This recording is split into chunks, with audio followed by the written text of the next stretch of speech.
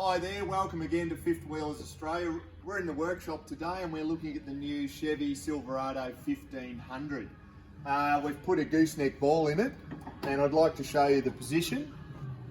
How's that for electric tailgate? So the distance from the back edge of the tub to the front to the middle of the ball is 1120 mil, and the distance from there to the back window in that area there is 650 mil. You need to keep that in mind when you're gooseneck towing and keep some clearance to the back window.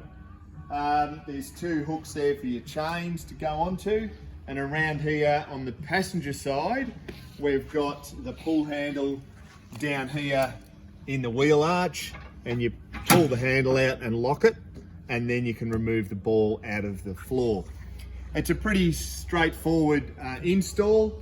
You have to remove a heat shield above the exhaust and then manhandle the item in. That's the heat shield that you pull out, cut it out with tin snips, and then put the receiver box up in place, lower the exhaust down, makes it a lot easier. So that's the Silverado 1500 kit if you want to go gooseneck towing at Fifth Wheels Australia in Ballarat.